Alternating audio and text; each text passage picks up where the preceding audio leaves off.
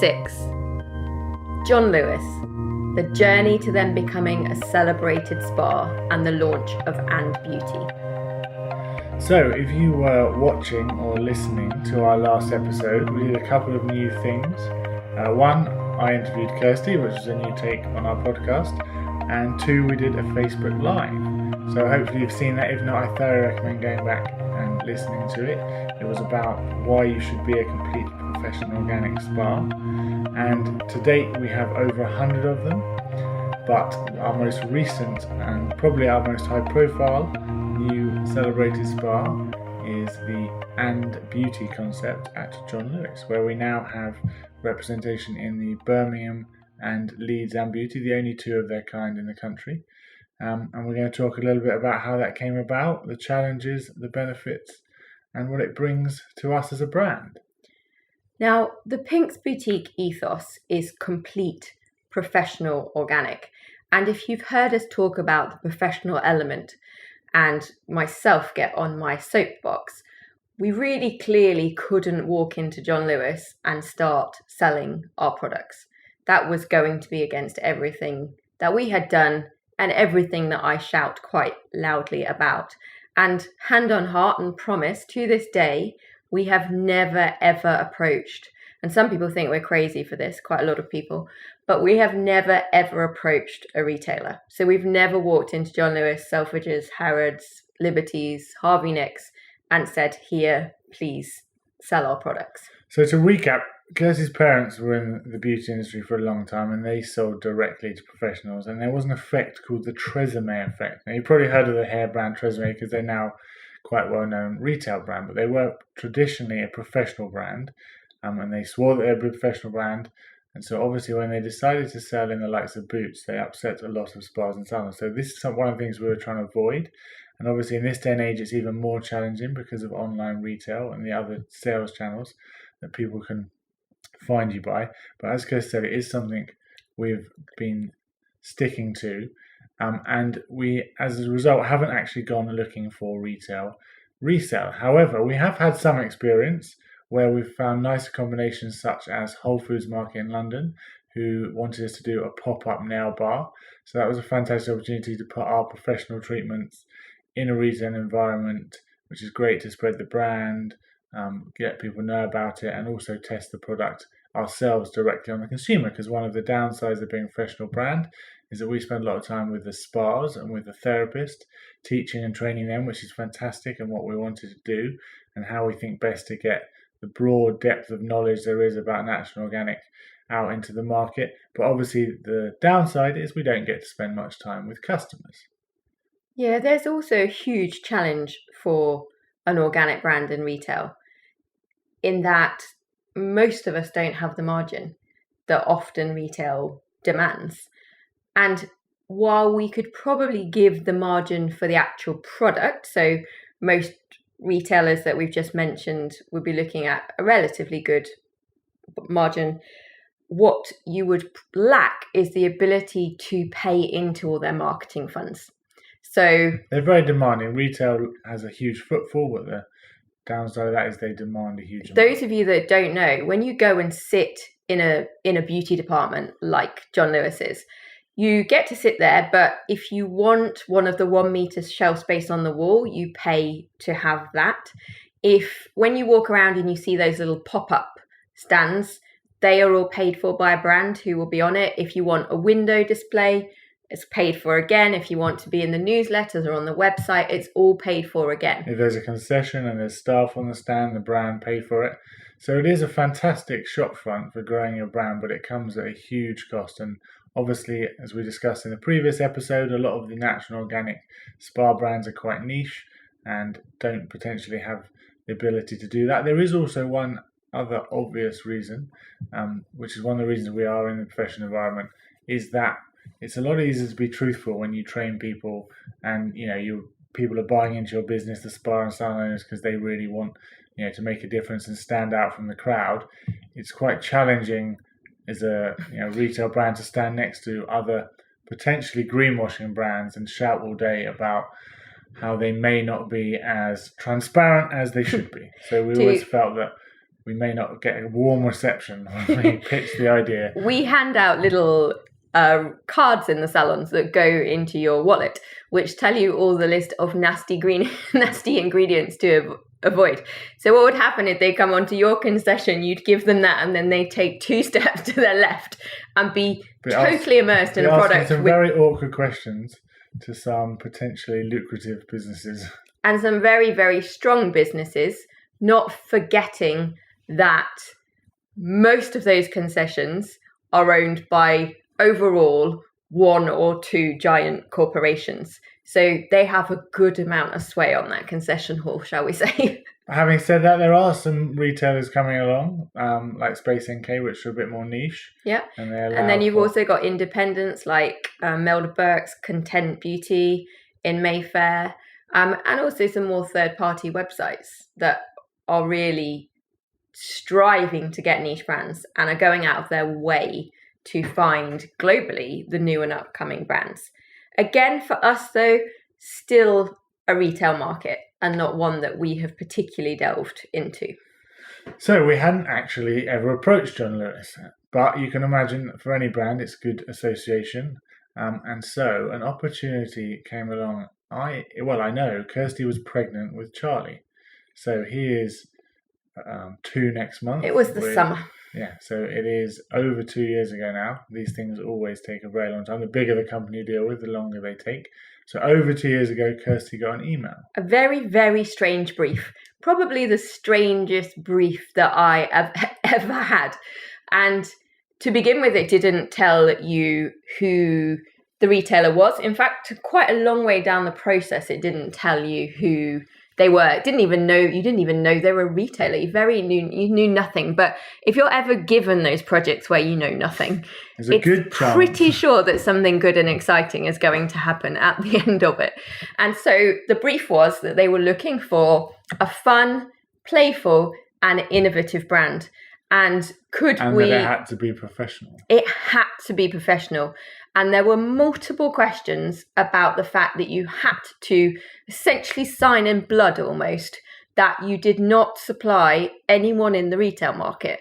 And they asked the question and asked the question and asked it again. And it seemed a little bit too good to be true. It seemed to fit exactly what we did. So yeah. And so the first thing we had to do was fill in a very list of detailed questions. I now know the lady involved, Fran Hayter, who sent said list of questions.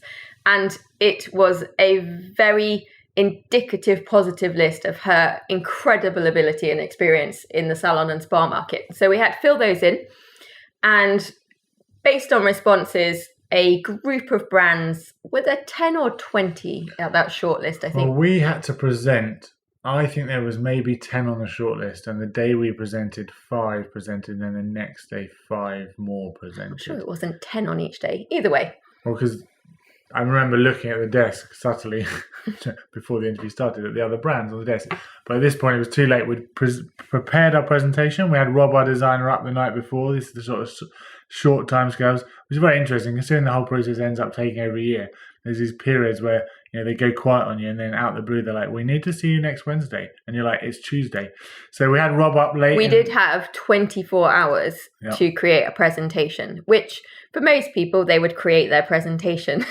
That's not quite how it went in Kirsty's world, and poor Rob got dragged through it in the hours preceding it. And to produce a school book, we produced one of our favourite things that we've ever produced, I think.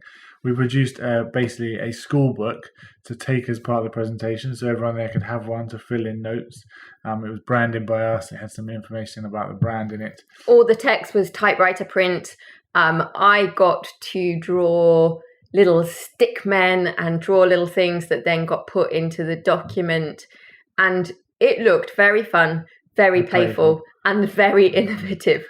And we went along. We were first on day one, a 10 a.m. slot, very strictly given till 11 a.m. No going overtime, and had to present. So we had a beautiful A3 laminated presentation, which was on our old school wooden stand. Yeah. And the school books, of which I became schoolmaster and went around giving the 3 very important ladies their pink pens. I was the trusty assistant, handing out the relevant paperwork. And you never know how these things go, but we now retrospectively in a position where we can say that was a late night well spent. Yeah.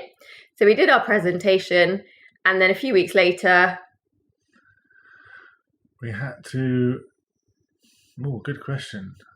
I think at that point we were down to the last two, and we had to put in a quote for the training and the products. And at this point, we still didn't know who it was for. So it is an awful lot of work. It may not sound like it, but when you do it to the level that Kirsty does, it's an awful lot of work.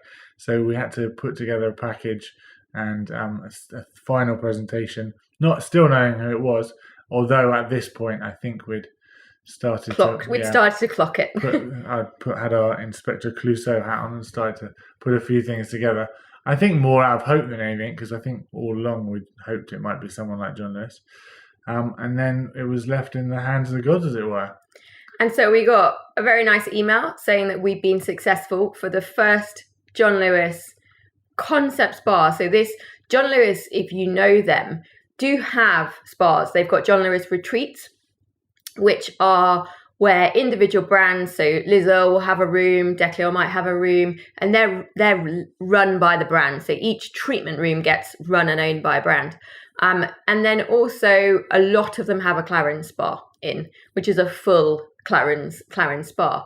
But what they had never done is had their own concept spa. And so head office, John Lewis, had been creating a concept called And Beauty, which was to be a boutique spa opening in Birmingham as their first site, the New Street Station, Birmingham, John Lewis. And it was to have everything. So, and hair, and face and body, and waxing, nails. So you could go in and have everything. And also, very interestingly, one of the strongest motivations for John Lewis was making sure that their partners could also go and get everything. So those are the people, John Lewis, I'm sure you all know, but John Lewis is actually a partnership where all the staff have shares and an investment in the business, so that helps them, all work together, and they get some perks. And obviously, the management decided that one of the things they were missing in their list of perks was a spa to go to, and so Birmingham was a brand new store, a brand new opportunity, and there it was. We got the nod to go in, and we were actually only in there and still are predominantly as body. Yeah, so we got a nod, which was great, but we only got body ranges, which is actually massive in a spa, because what you do most of is body treatments. Although we do like to be complete, as we discussed earlier. Yeah, so we weren't complete. They uncompleted us. They took us to body, waxing, and pregnancy, but did away with facials and manicure, pedicure, and chose other brands to go in for those. And it launched in October 2015 was the launch for Birmingham. After a lot of training, because we had quite a big menu, because although they'd stolen face and manicure and pedicure away from us, in a nice way, by the way, the body treatment menu, which included most of the spa packages as well, was really quite huge, and pregnancy treatment. So there was a good amount to do. But they had a fresh, brand spanking new, lovely, lovely salon in the corner of the floor, which has ladies' clothes and handbags. And so has now been open over a year. Yeah. And we didn't know this fully, but it was, in their mind, I think, a prototype. They hadn't trialed the model. Obviously, sometimes you just have to build these things and see. And luckily for us, they decided to go ahead with phase 2, which was a spa, an And Beauty spa in their new Leeds store.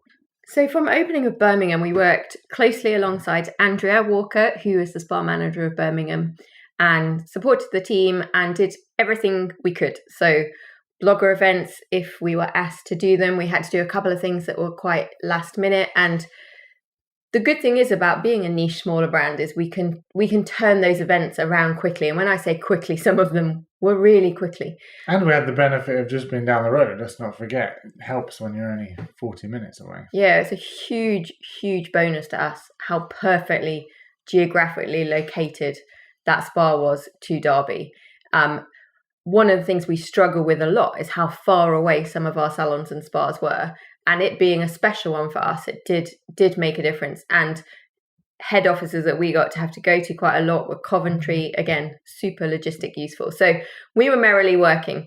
Spa manager and I get on incredibly well, and we're getting close, and I had done a good job of making her fall in love with the brand, which led her to some logical questions of, why don't I have your manicure and pedicure? Why don't I have your facial products? And I used to sit very sweetly and go, I don't really know. I'd love for you to have them. Which is all well and good when you're talking to Andrew, the spa manager who loves me, but Kirsty decided, in her infinite wisdom, to send me into a meeting with the senior management about this, at which point I got firmly told off for trying to press gang the staff at Birmingham to take in more staff.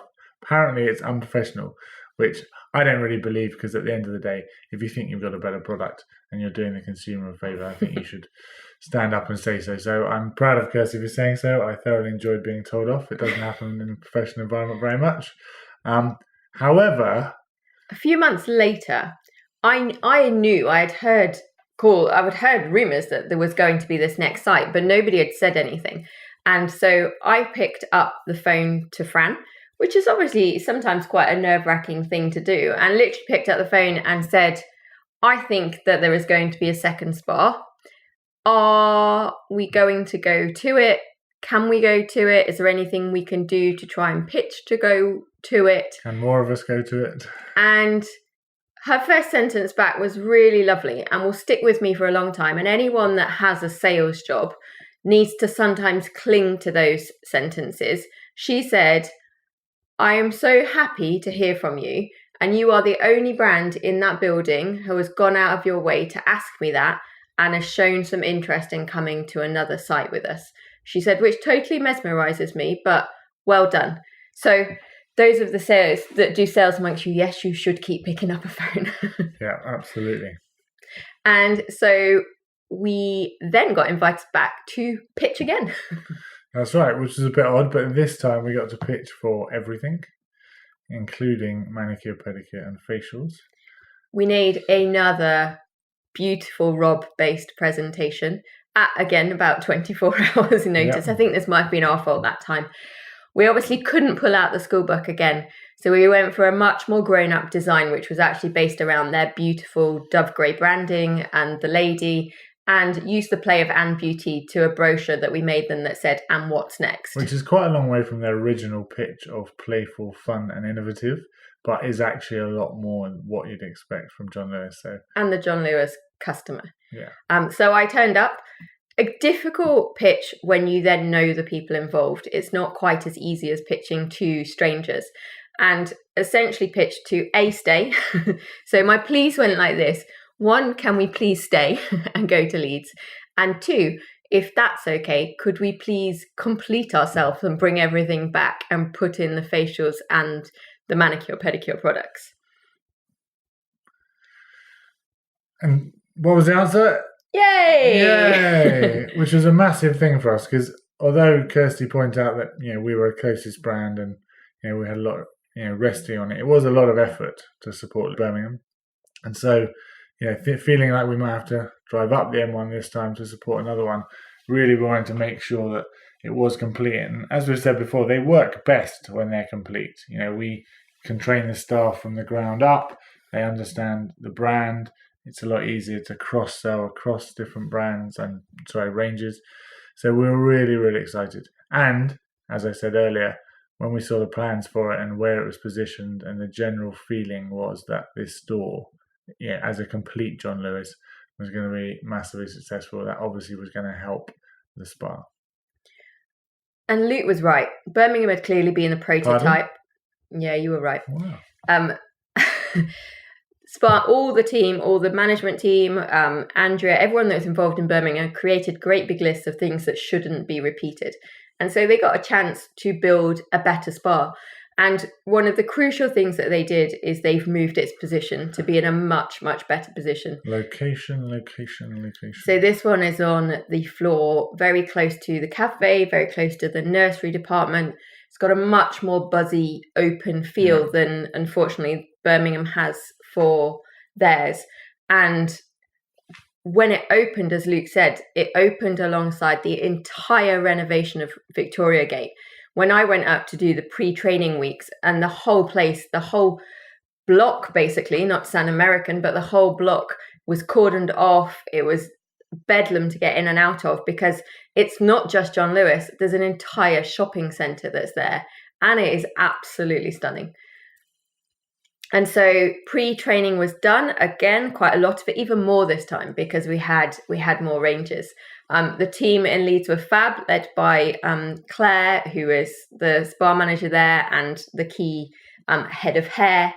And it opened in late October 2016.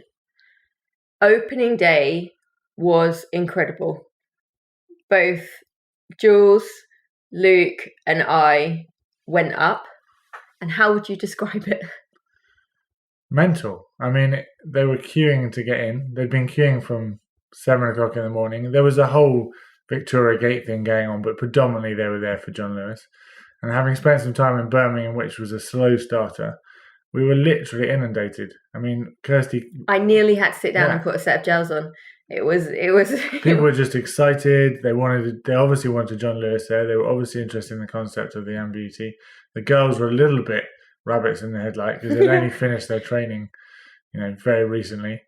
And they were just getting rushed and barraged by people. It was a great thing they were there. It was a great experience, and it was wonderful to see what it is like to have a brand as strong as John Lewis. Oh, wow. And the moment you open your doors, you're full. Yeah. I mean... beyond full. I mean, I was there. The cafe on day one was the most incredible scene. The day we recorded this episode, I was actually there, and it's amazing. I mean, they smashed their target in December. They're already on target for January, and this has only been open 3 months. If you could find any salon, or any shop that could do that in their first 3 months, that's... And I have to say, we had this conversation on the way back. On day one of opening, we drove away in a car and just said, what salon gets that? Oh. What salon gets that volume of footfall and excitement? And we're really, really excited. For them, predominantly, because we'd already fallen in love with the team and spent lots of time with them, but also for ourselves. Like, we can stick to our professional ethos, but we suddenly have a footfall of a John Lewis spa, and not only that, a really busy John Lewis spa. And John Lewis is built around trust. People trust John Lewis, and by being associated and being in their spa, people come to trust us, come to trust organic, and come to see how it can be done slightly differently without, as Kirsty said, us compromising any of our ethoses, which are complete, professional and organic. And there's some lovely brand synergy. One of the first things that a lovely lady, just a John Lewis customer, asked me, she said, I've not seen this brand before, meaning Pink's Boutique. Why is it there? And I said, John Lewis believed in British. We're a British brand. John Lewis are, and especially obvious via Waitrose, really probably the leader in looking at organic and natural. And you'll see the Soil Association symbol on more Waitrose items than any other supermarket in the UK. Their customer service is renowned, which is something we are very proud of at Pink's. And they appreciate attention to detail, and they appreciate effort. And they care very much about their customers and their clients. And I think that makes us a lovely match. Indeed. So we've been talking in today's episode about how we got the opportunity to work with John Lewis, what an experience it's been, what we've learnt, hopefully a few tips for anyone else out there who gets a chance to deal with big retail stores. We've really enjoyed talking about it. In our upcoming podcast, we're going to be having some interviews with some really interesting people. We're going to try and mix it up every time, do something a bit different, maybe about a spa brand, maybe about other things. We will see. But thanks for listening. Have a wonderful time wherever you are, and we look forward to speaking to you soon. Bye.